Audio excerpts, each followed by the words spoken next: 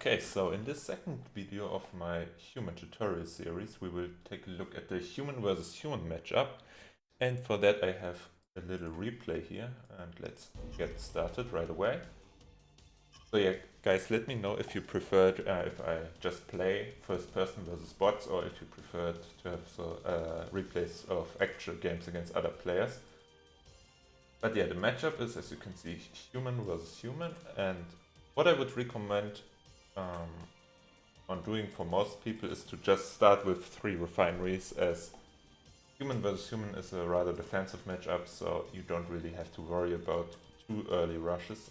So as you can see, I go for 3 refineries right away, and make sure that you keep your scout at home till the 3rd extract is queued up. So once I start building the 3rd refinery like this and I place it down here, I can send my scout over, because yeah, they will be constructed even without any vision now.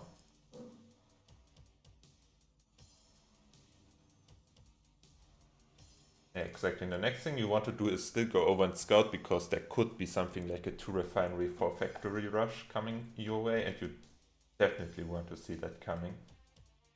But yeah, in general, 3 refineries against another human player is rather safe. And yeah, let's talk about what to look out for when you scout. Obviously, the main thing is you want to see how many factories and refineries the opponent has. So the more refineries they have, the less defense you need. And now I can see my opponent has 2 refineries and 2 factories, which means, yeah, he has some units on the way, but it's not anything big. So what my reaction is, I have 2 factories on the way here.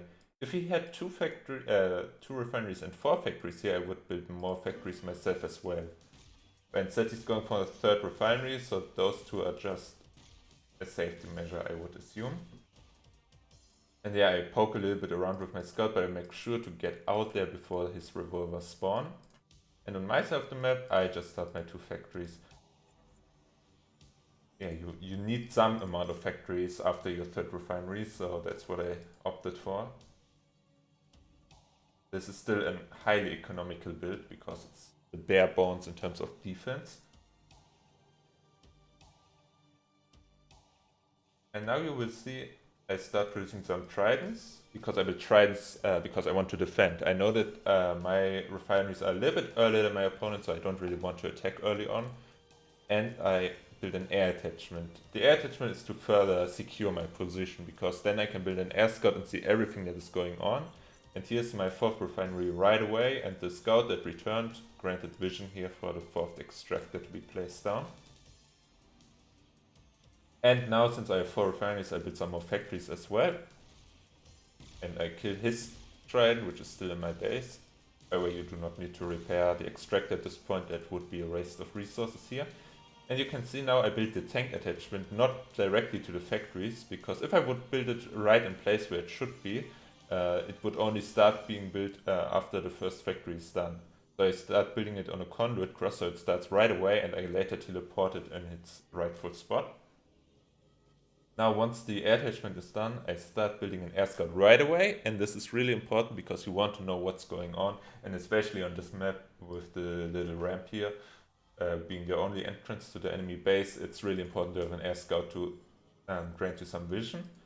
And with the tank attachment, I also go for the repair upgrade. As you can see here, it's a really versatile upgrade, and I would generally advise you to just get it. It's really good, because it makes so your Tridents, your Gladius, and your Howitzers, and I think Longbows as well? No, Lancers, okay. Heal over time like Goo units do. And since you want to have a lot of Howitzers and Tridents and some Gladius as well, it is a good choice. But also you might notice here that I've started to add some Revolver into the mix. This is important because humans have of course the Valiant, and to kill a Valiant you need Revolvers. Tridents don't do the job. With my escort in the meantime, I go right into the enemy base. And now there are a few things you could look out for. First of all, the combination of tank attachments. What this tells me right now is that he's building Gladius, Valiants, and he has the ability to build anti-air. So there are some strategies you can watch out for. For example, if you see tank and artillery combined and a teleporter, then he will probably Lancer rush you and you need to defend your core at all costs. Or if you see some air pads, you know he's going for air and you can react accordingly. So always look what he's able to build, and now I know he can build anti-air, so I probably should not build any air units at the moment, and he's going for some tank units. And also I see he's on 3 refineries and I'm on 5 at this point, which means I'm in a super good spot and I don't really need to do much except keep my lead and grow out of control here. And what you can see what I'm doing here is after I have my 4 factories, those producing Gladius and Valiants, those 2 Revolvers and Tridents, I build a large factory, and again the same trick. I start the attachment somewhere else where they can be built right away, and then I teleport them into position here.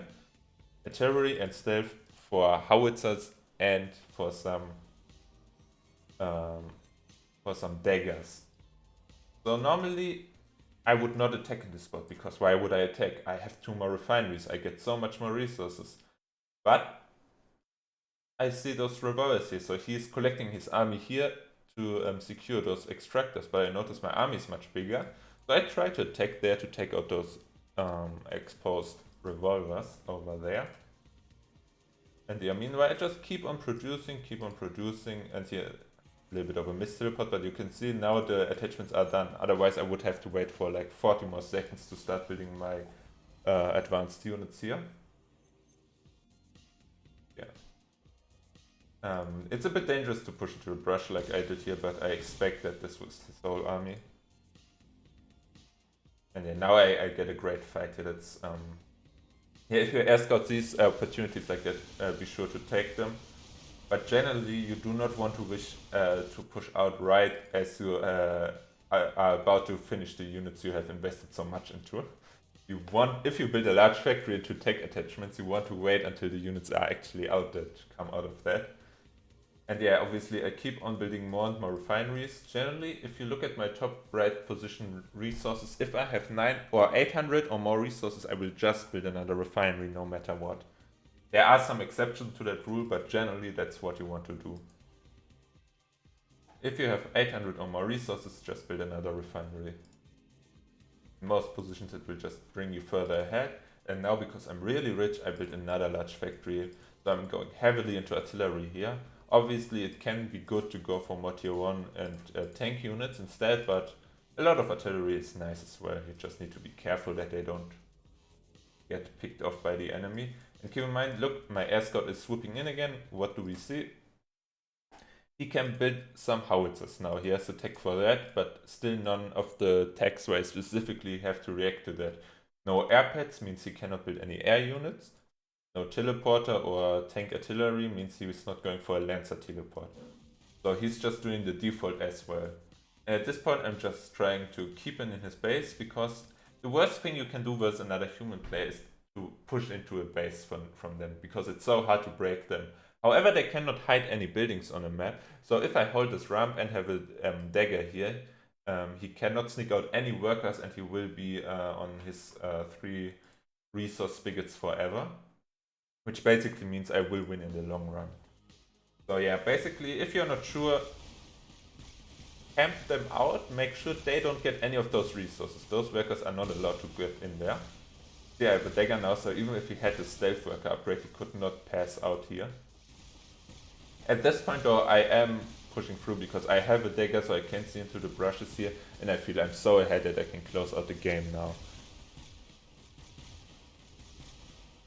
But yeah, it's more about containing your opponent and actually killing your opponent, because human turrets are a really scary thing.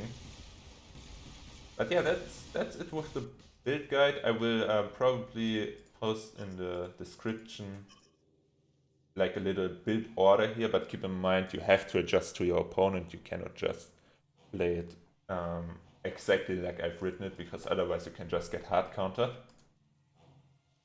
But yeah, that was it for this tutorial, and thank you guys for watching.